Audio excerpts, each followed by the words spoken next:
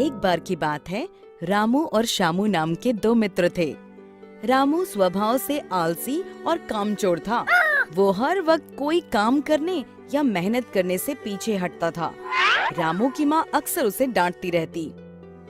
अरे कल मुहे कुछ काम कर ले, कब तक घर पर दिन भर बैठा मुफ्त की रोटियां तोड़ेगा, जब देखो सोता रहता है निकम्मा। अरे माँ क्यों सारा दिन मुझ पर चिल्लाती रहती हो, कर लूंगा काम, अभी तो मेरी सोने और खाने पीने की उम्र है। ये बोल के रामू गुस्से में पैर पटकते हुए घर से बाहर जाने लगा। तभी श्यामू आ गया और बोला, अरे दोस्त, इतने गुस्से में कहाँ भाग रहे हो, रुको रुको। अरे शंभू, माँ सारा दिन बोलती रहती है काम कर काम कर, काश ऐसा हो मुझे कोई काम ना करना पड़े, बस आराम से बैठकर खाने को मिलता रहे, फिर तो जिंदगी के मजे ही मजे हैं। ये ख्याली पुलाव बनाना छोड़ो और मुझे किसी काम से दूसरे शहर जाना है, तुम भी साथ चलो, इसी बहाने थोड़ा मन भी बहल जाएगा। चल यार शंभू, इसी बहाने माँ की डांट से कुछ देर के लिए बच जाऊंगा। अब दोनों शहर की ओर रवाना हो गए। चलते चलते श्यामू ने बोला, दोस्त रामू, थोड़ी देर यहाँ रुककर विश्राम कर लेते हैं, वैसे भी रात हो चुकी है। दोनों वहीं एक पेड़ के नीचे बैठ गए। रामू की नजर पेड़ की टहनी पर कुछ चमकती हुई चीज पर पड़ी। उसने बोला, श्यामू, ये क्या चमक रहा है, आओ देखें क्या है। अरे दोस्त रहने दो, पता नहीं क्या है, हम यहाँ से चलते हैं। तुम भी खामखा डरते हो, एक बार पेड़ पर चढ़कर देखें तो सही, आखिर है क्या। दोनों जैसे ही पेड़ पर चढ़ने लगे, तभी उन्हें एक आवाज आई, रुको। एक महात्मा जो वहीं नजदीक विश्राम कर रहे थे, उन्होंने दोनों को रोका और बोला, ये रोशनी उस जादुई घर से आ रही है जो उस पेड़ के पीछे बना है। रामू ने जब पेड़ की ओर देखा तो हैरान हो गया। जादुई घर, अब ये क्या है और इसमें इतनी रोशनी क्यों है? इस घर की एक खासियत है, इसमें रहने वाले व्यक्ति को कोई भी काम नहीं करना पड़ता और ना ही कोई मेहनत करनी पड़ती है, बस आराम से बैठकर खाओ और सो जाओ। इस घर में अपने आप सब कुछ उपस्थित हो जाता है और वो भी बिना परिश्रम के।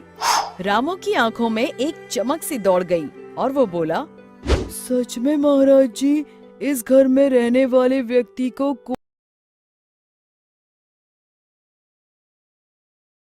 कोई मेहनत का काम नहीं करना पड़ता। हाँ, बिल्कुल ऐसा ही है इस जादुई घर में। रामू ने मन ही मन सोचा, काश इस घर में रहने को मिल जाए, फिर तो आराम की ही जिंदगी गुजरे, ना कोई मेहनत करनी पड़े और ना रोज रोज माँ के ताने सुनने को मिले। रामू महात्मा जी से बोला, महात्मा जी, अगर मुझे इस घर में रहने को मिल जाए तो आपकी बड़ी कृपा होगी। हाँ, रह सकते हो, पर इसके लिए तुम्हें एक बात याद रखनी होगी, यदि तुमने एक बार इस जादुई घर में प्रवेश कर लिया तो फिर मेरे बुलाए बिना तुम कभी बाहर नहीं आ सकते। अब रामू सोचने लगा कि मुझे तो बस मेहनत करने से बचना है, ऐसे आलीशान जादुई घर को छोड़कर कौन आना चाहेगा जहाँ सब कुछ अपने आप मिल जाता है। दोस्त, ये तुम क्या सोच रहे हो, चलो चलते हैं यहाँ से, देर हो रही है। तुम जाओ, मैं अब इसी जादुई घर में रहूंगा। रामू जादुई घर में जाने लगा। उसने श्यामू की एक न सुनी। श्यामू क्या करता, वहाँ से मायूस होकर चला गया। चमकते जादुई घर को देखकर रामू दंग रह गया। जैसे ही उसने घर के भीतर प्रवेश किया, घर का दरवाजा बंद हो गया। रामू बहुत खुश था। उसने सोचा, बहुत थक गया हूँ, अब कुछ खाने को मंगवाता हूँ, मुझे भूख लगी है, कुछ खाने को दो। ढेर सारे पकवान रामू के सामने लग गए। रामू इतने ढेर सारे पकवान देखकर खुशी से चिल्लाया, इतने सारे पकवान और वो भी बैठे बैठे, अब आएगा ना जिंदगी का मजा। भोजन करने के पश्चात रामू ने सोचा, थोड़ी देर सो जाता हूँ, बहुत नींद आ रही है। रामू सो गया। कुछ देर बाद वो सोकर उठा और फिर कुछ खाने के लिए मंगवाने लगा। फिर उसके आगे ढेर सारे पकवान आ गए। कुछ दिनों तक ऐसे ही चलता रहा। रामू जो मांगता जादुई घर में उसे वही खाने को मिल जाता। अब धीरे धीरे रामू ऊबने लगा, क्योंकि उसके पास खाने और सोने के अलावा कुछ करने को था ही नहीं। उसी एक घर में खाओ और सो जाओ। उसको समझ नहीं आ रहा था कि क्या करे, पर ये उसकी खुद की इच्छा थी कि उसे ऐसी जिंदगी मिले जहाँ मेहनत करे बिना सब कुछ मिल जाए।